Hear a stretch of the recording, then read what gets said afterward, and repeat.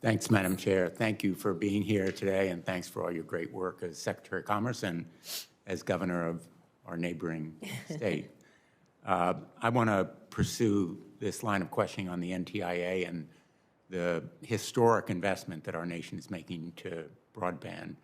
NTIA is responsible for implementing this grant program, literally billions of dollars, a total of $65 billion, will be given as part of this program, and I think we have an obligation to make sure that it provides for universal access, American manufacturing, high-quality jobs, and competition.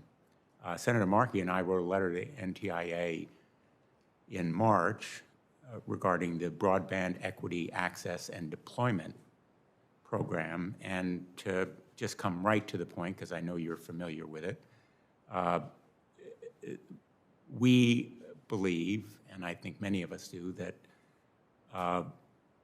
there is a clear need to require companies building new fiber networks with federal money to allow competitors wholesale access at reasonable cost. Otherwise, we're just going to subsidize a new set of monopolies in underserved or unserved areas where there is no competition now. I'm asking you for a commitment that you will impose standalone wholesale access requirements or incentives in the NTIA broadband grant program. Yeah, so as we just discussed, let me say this. We share totally your commitment to affordability, to competition, and to access.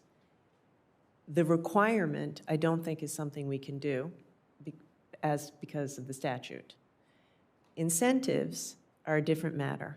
And the way we are implementing this program, we are allowing for flexibility on a state-by-state basis. You know, it's very different in every state. So we are going to ask each state to provide us with a plan that we will have to approve that, to our satisfaction, provides for affordability. Wholesale is a way to do that. Also, we are crystal clear that every provider who accepts even a penny of federal money must provide a low-cost option. Well, let me just interrupt for a moment, because you give away the money, you set the rules and the conditions for how the money is used. Yes, the law may not enable you to impose new requirements, new rules that are unbased on the statute, but they do permit, and in our view, the spirit of the law is that you require that wholesale access be one of the criteria for providing these grants. I'm going to move on because maybe we can follow on other topics. This is complicated, and I'd like to pursue this conversation with you, but I think you understand Senator Markey and my position. I'm happy to follow up with you. Let me ask you about another proposal relating to big tech. Senator Klobuchar raised the Online Competition Protection Act that she has introduced, and I'm a co-sponsor of it, but the Kids Online Safety Act really is the result of 5 hearings. The Subcommittee on Consumer Protection, which I chair, held those hearings, and we have bipartisan support for a measure that would give parents the tools and the means they need to protect their children from the toxic content driven by black box algorithms to them. I can give you more about the Kids Online Safety Act. I believe you're familiar with it. Will you support it? Yes, 100%. I would like to answer this first as a mother of 2 teenagers. I think this is long overdue legislation. The goals of your legislation are laudable, and as a Commerce Secretary, I feel equally strongly about it.